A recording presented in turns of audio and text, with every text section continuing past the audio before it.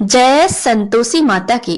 प्रिय भक्तजनों, जब कोई भक्त सच्चे मन से और पूरी श्रद्धा से गहरी निष्ठा के साथ माँ संतोषी की पूजा करता है या माँ संतोषी की व्रत कथा को सुनता है, ना तो माँ संतोषी प्रसन्न होती है बल्कि उस मनुष्य की सारी विपदाएं दूर कर देती है, अपने भक्तों के जीवन को सुख शांति स्थापित और सौभाग्य से भर देती है।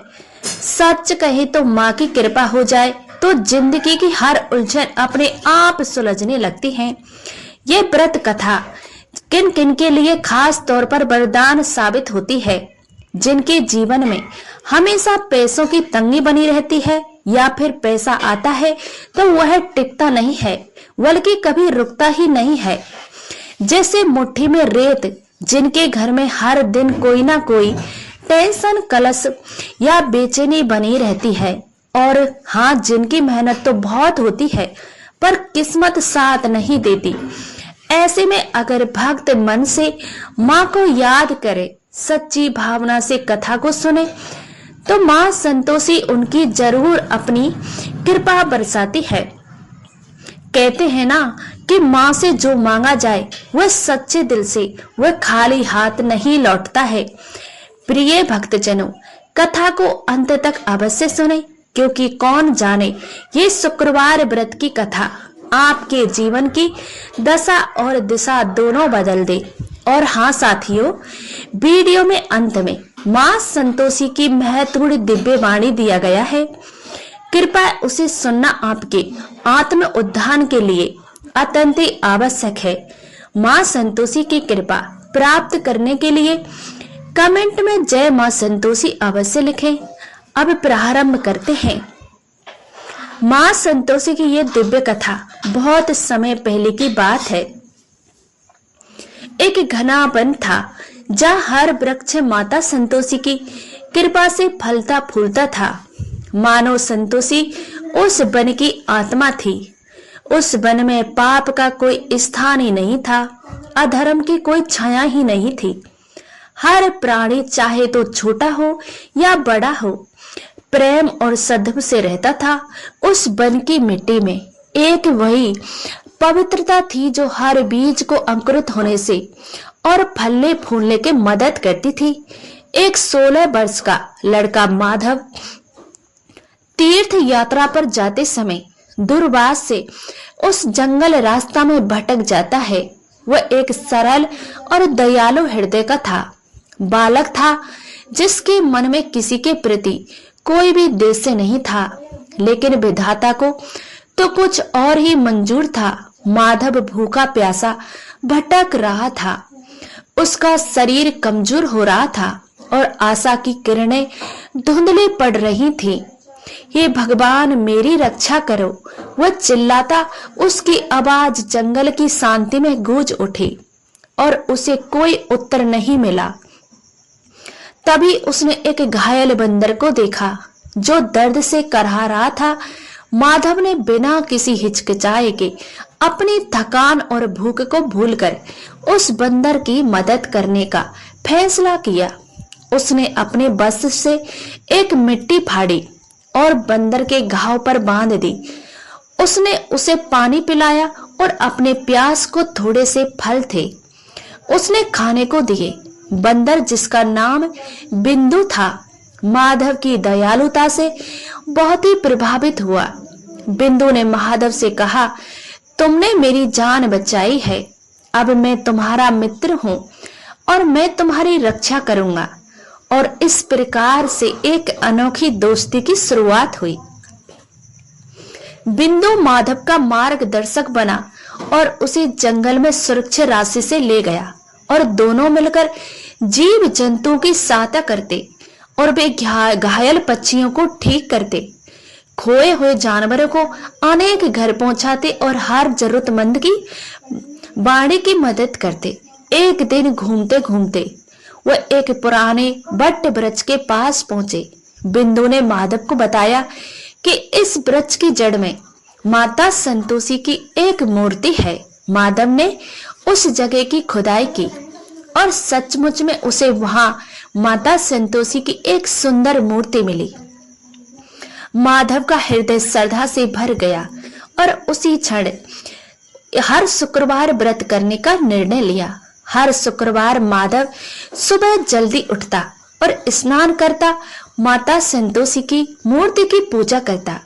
वह पूरे दिन भूखा रहता और शाम को फल और दूध से अपना व्रत तोड़ता। उसकी श्रद्धा और भक्ति दिन ब दिन बढ़ती गई। उसने अपने मन से अहंकार और लालच को दूर कर दिया। वह जानता था कि सच्ची खुशी दूसरों की सेवा करने में है। एक शुक्रवार को जब माधव पूजा कर रहा था तो उसने एक दृश्य देखा। माता संतोषी की मूर्ति से एक तेज प्रकाश निकल रहा था। माता इसमें उसके सामने प्रकट हुई। माधव डर गया और आश्चर्य से कांपने लगा। उसने माता के चरणों में गिरकर प्रणाम किया। माता संतोषी ने मधुर वाणी में कहा, हे माधव, मैं तुम्हारी श्रद्धा और भक्ति से बहुत प्रसन्न हूँ। तुमने निस्वार्थ भाव से दूसरों की सेवा की। मैं तुम्हें आशीर्वाद देती हूँ कि तुम्हारी सभी मनोकामनाएं पूरी होंगी। माधव ने माता से कहा, हे माता, मुझे कुछ नहीं चाहिए, बस मुझे मेरे घर वापस जाने का मार्ग दिखा दीजिए। माता संतोषी ने कहा, तथास्तु, तुम्हें तुम्हारे घर वापस ले जाने का मार्ग दिखाऊंगी। तुम बिंदु के साथ पूर्व दिशा में चलो और तुम्हें एक नंदी मिलेगी। उस नंदी को पार करने के बाद तुम्हें एक गांव मिलेगा। उस गांव में तुम्हारे माता पिता तुम्हारा इंतजार कर रहे होंगे। माधव ने माता संतोषी को धन्यवाद दिया और बिंदु के साथ पूर्व दिशा में चल दिया। रास्ते में उन्हें कई कठिनाइयों का सामना करना पड़ा, लेकिन उन्होंने हार नहीं मानी। वे जानते थे कि माता संतोषी की कृपा उन पर बनी हुई है। आखिरकार वे उस नदी के पास पहुंचे जिसका उल्लेख माता संतोषी किया था। उन्होंने नदी को पार किया और उस गांव में पहुंचे जहां माधव के माता पिता उसका इंतजार कर रहे थे। माधव को देखकर उसके माता पिता की खुशी का ठिकाना नहीं रहा। उन्होंने उसे गले लगा लिया और धन्यवाद दिया। वह सुरक्षित है। माधव ने अपने माता पिता को जंगल में हुई सारी बातें बताई और बिंदु से अपनी दोस्ती के बारे में बताया और माता संतोषी को दर्शन के बारे में भी बताया। उसके माता पिता ने संतोषी माता के प्रति कृतज्ञ और व्यक्त की। माधव ने बिंदु को अपने साथ घर ले जाने की इच्छा से व्यक्त की, लेकिन बिंदु ने मना कर दिया। उसने कहा कि उसे जंगल में रहना है और दूसरे जानवरों की मदद करनी है। माधव ने बिंदु को धन्यवाद दिया और उससे विदा ली। माधव अपने माता पिता के साथ खुशी खुशी रहने लगा। उसने कभी भी माता संतोषी की पूजा करना नहीं छोड़ा। वह हर शुक्रवार व्रत करता और कथा सुनता और गरीबों और जरूरतमंदों की मदद करता। उसने अपने जीवन में दया, प्रेम और सेवा के महत्व को समझ लिया था। माधव के घर लौटने के बाद गांव में उसकी रेल फैल और लोग उसकी श्रद्धा, दयालुता और माता संतोषी के प्रति भक्ति से बहुत प्रभावित हुए। धीरे धीरे गांव में माता संतोषी की पूजा शुरू हो गई। माधव ने गांव के लोगों को माता संतोषी के व्रत के बारे में बताया और उन्हें इस व्रत के महत्व के बारे में समझाया। गांव के लोग हर शुक्रवार को माता संतोषी की पूजा करने लगे। वे व्रत रखते और गरीबों को दान देते और जरूरतमंदों की मदद करते और खुद कथा सुनते और सभी को कथा सुनाते। गांव में खुशहाली और समृद्धि आने लगी। लोग बीमारियां और कष्टों से मुक्त हो गए। गांव में एक आदर्श गांव बन गया। एक दिन गांव में एक धनी व्यापारी आया। उसने गांव के माता संतोषी की पूजा हुए देखी तो वह अहंकार और लालच से भरा हुआ उसने सोचा कि वह माता संतोषी को निश्चय देकर अपनी सभी मनोकामनाएं पूरी कर सकता है। उसने गांव के लोगों से कहा, माता संतोषी को सोने और हीरों से भरी हुई भेंट दूंगा, बदले में मुझे ढेर सारा धन और सफलता चाहिए। गांव के लोगों ने उसे समझाया कि भाई, माता संतोषी को निस्बत नहीं दी जा सकती। उन्होंने कहा कि माता संतोषी केवल सच्चे हृदय से की गई भक्ति से प्रसन्न होती हैं। लेकिन व्यापारी ने उनकी बात नहीं मानी और उसने माता संतोषी की मूर्ति के सामने सोने और हीरे रख दिए। फिर उसने अपनी मनोकामना मांगी। तभी एक चमत्कार हुआ। माता संतोषी की मूर्ति से एक तेज प्रकाश निकलकर व्यापारी के सामने सोने और हीरे राख में बदल गए। व्यापारी डर से कांपने लगा। उसने माता संतोषी से माफी मांगी और माता संतोषी ने आकाशवाणी की, हे पापी, तुम अहंकार और लालच से भरे हुए हो। तुम मुझे रिश्वत देने की कोशिश कर रहे हो। मैं तुम्हें कभी माफ नहीं करूंगी। तुम हमेशा गरीब और दुखी रहोगे। व्यापारी को अपनी गलती का एहसास हुआ।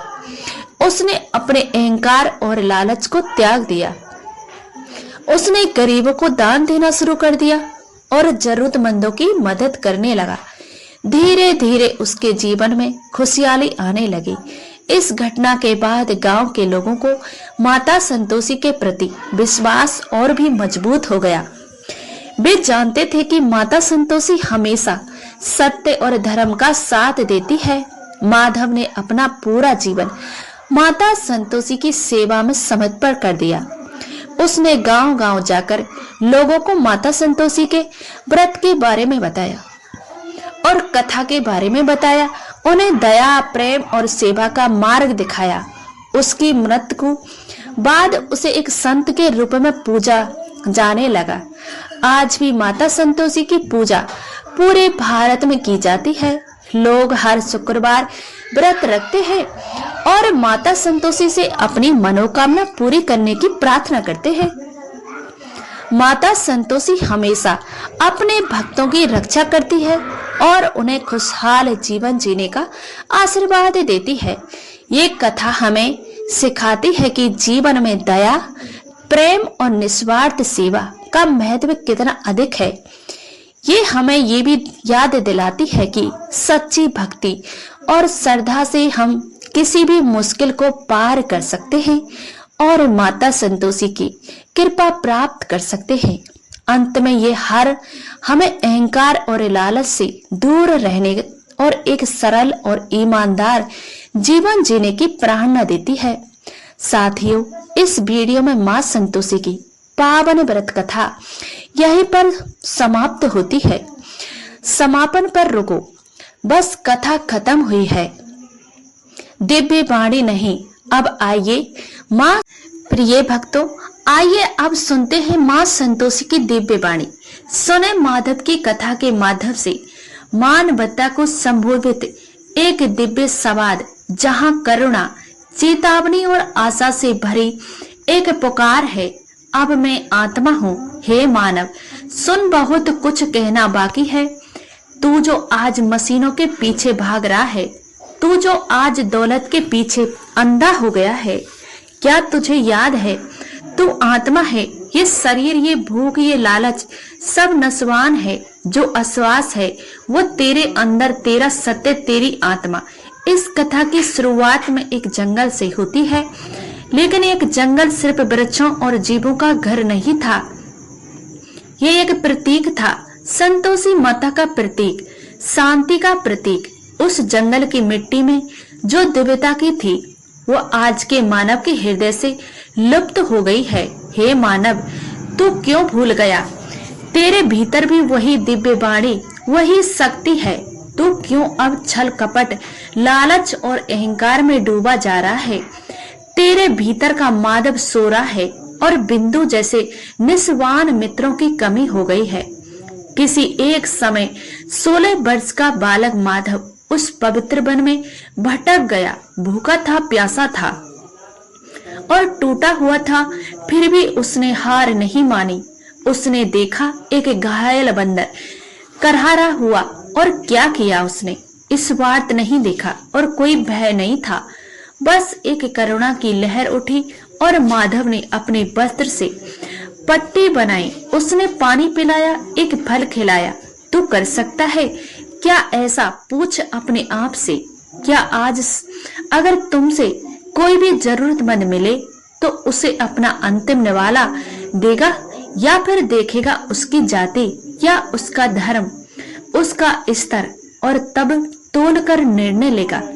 ये जो माधव का एक सिर्फ एक पात्र नहीं, वो तेरे भीतर सोई हुई आत्मा का प्रतीक है। वो जो कोई भी किसी भी शर्त के प्रेम करना जानता है, सेवा करना जानता है। बिंदु वो बंदर जो क्या था? एक परीक्षा, एक अवसर, एक दर्पण था, जो दिखता है कि सच्ची मानवता का कोई रूप नहीं होता, कोई भेष नहीं होता, कोई भी तेरे प्रेम का पात्र हो सकता है यदि तेरे हृदय सच्चा है। और फिर जब माधव माता संतोषी की मूर्ति पाता है, वो उसकी श्रद्धा से, उसकी सेवा से, उसकी भक्ति से इतनी प्रसन्न होती है कि इसमें प्रकट हो जाती है। तू सोच, माता इसमें प्रकट होती है क्योंकि माधव चाहता कुछ नहीं था, मांगता भी कुछ नहीं था, बस सेवा करना चाहता था। हे मानव, क्या तू बिना किसी स्वार्थ के कुछ करता है? आज कोई व्रत, कोई पूजा, कोई दान, सब सौदेबाजी मन गई है, बन गई है। मैं क्या करूंगा? भगवान ये देंगे, अगर फल नहीं मिला तो फिर क्या लाभ? सब सीखा था तूने गणना, कब से परमात्मा से व्यापार करने लगा। माता संतोषी ने जो माधव को आशीर्वाद दिया, वह सिर्फ एक मार्ग नहीं था, एक दृष्टि थी। पूर्व दिशा में जाओ, उन्होंने कहा। पूर्व दिशा तो दिशा है जहाँ सूरज उगता है, जहाँ आशा जन्म लेती है। माधव चला, कठिनाइयां आई, लेकिन वो नहीं डरा, क्योंकि विश्वास था आज तेरे जीवन में जब तू गिरता है तो उठ नहीं पाता, क्योंकि विश्वास खो चुका है। तू सोचता है शायद भगवान नहीं है, शायद कोई नहीं देख रहा है, लेकिन देख रहा है तेरा कर्म, तेरा इरादा, तेरा मन। जब माधव अपने गांव लौटता है तो माता पिता उसे गले लगाते हैं। वह दृश्य सिर्फ एक मिलन नहीं, एक चेतावनी है। जीवन की सभी यात्राएं अंत में तुझे अपने घर, अपनी आत्मा शांति तक पहुंचाती हैं। गांव बदल गया, लोग बदल गए, संतोषी माता का। लेकिन तब आया एक व्यापारी जो अपने अहंकार और लालच के साथ माता को खरीदना चाहता था। मानव, वो व्यापारी आज तू ही है। तू सोचता है कि दौलत, रुतबा और सोना चांदी भगवान को प्रसन्न कर देगा, लेकिन भगवान को सिर्फ एक चीज चाहिए, सच्चा मन। जब उसके हीरे राख में बदल गए तो वो सिर्फ चमत्कार नहीं था, वो एक तमाचा था। तेरे जैसे हर अहंकारी मानव के गाल पर जो सोचता है कि पैसा ही सब कुछ है। पर देख, जब उसने पछताव किया, जब उसने सच में सेवा की, तब धीरे धीरे उसकी जिंदगी बदलने लगी। तो तू भी बदल सकता है। अगर आज तेरा जीवन दुख, दरिद्रता और अशांति से भरा है तो मत सोच कि तेरी किस्मत है। यह तेरे कर्मों की परछाई है और उसे मिटाने का उपाय है। सेवा भक्ति संतोषी माधव ने अपने जीवन समर्पित कर दिया। प्रचार किया नहीं, दिखावा नहीं किया, बस गांव और लोगों को वह राह दिखाई जो आज तू भूल गया है। तू भूल गया है कि पूजा सिर्फ मंदिर में नहीं होती। हर भूखे को खाना खिलाना, हर सोने रोते हुए गले लगाना, हर जरूरतमंद को सहारा देना, वही सच्ची पूजा है। तेरा धर्म क्या है? वह जो तुझे लड़ाता है, बंटवाता है, या वह जो तुझे लड़ाता है? याद रख, धर्म का अर्थ है धारण करने योग्य, और धारण करने योग्य है प्रेम, करुणा, सेवा, सत्य। ये कथा सिर्फ एक है नहीं, ये एक चेतावनी है, क्योंकि आज का मानव जब तक चेत नहीं जाएगा तब तक संतोषी नाम की माता ममता इस पृथ्वी से लुप्त हो जाएगी। एक दिन हो सकता है तू दौलत से भर जाए पर शांति से खाली रह जाए। फिर रोएगा, तड़पेगा, मंदिर मस्जिद जाएगा, तीर्थ करेगा, लेकिन जब तक तेरे भीतर का माधव नहीं जगेगा, माता संतोषी प्रकट नहीं होंगी। तो उठ जाग, पहचान अपने भीतर की आत्मा को, उस आत्मा को जो प्रेम करना जानती है, जो सेवा करना जानती है, जो बिना स्वार्थ के देती है। जंगल में रहने वाला माधव तो तू ही है। तेरे भीतर एक भी बिंदु है जो दोस्त है, जो राह दिखाता है तेरे आसपास की। माता संतोषी बस तेरे श्रद्धा की प्रतीक्षा में। अंत में याद रख, मैं आत्मा हूँ, और जब तक तू इस सत्य को नहीं पहचानेगा तब तक जीवन एक भ्रम ही रहेगा। सत्य को अपनाने का समय आ गया है, संतोषी धारण करने का समय आ गया है, उस दिशा में चलने का समय आ गया है जहाँ सूरज उगता है, जहाँ आत्मा मुस्कुराती है। तू बदल जाएगा। लेकिन साथियों, इस वीडियो में संतोषी माता की पावन व्रत कथा और दिव्य वाणी यहीं पर समाप्त होती है। हर कामना करते हैं कि माता संतोषी की कृपा आप सभी पर बनी रहे, आपके जीवन में सदैव सुख, शांति, समृद्धि और सकारात्मक ऊर्जा का संचार होता रहे। ये विशेष दिन न केवल भक्ति भाव से भर देता है, बल्कि हमारे जीवन में एकता, प्रेम और आस्था का संदेश भी लेकर आता है। माता लक्ष्मी की कथा को सुनने के लिए हृदय से धन्यवाद। कृपया अपने विचार और अनुभव कमेंट में अवश्य साझा करें और जय मां संतोषी के लिखना ना भूलें। आपके द्वारा किए गए कमेंट ना केवल आपको प्रेरित करेंगे, बल्कि अन्य दर्शकों के लिए भी भक्ति और श्रद्धा का स्रोत बनेंगे। तो प्रिय भक्तों, अगर मेरी वाणी से आपको कोई भी दुख पहुंचा हो तो मुझे क्षमा कर देना। अगर आप इस चैनल पर नए हैं तो इस चैनल को सब्सक्राइब कर लीजिए। मिलते हैं अगले वीडियो में, तब तक के लिए जय संतोषी माता।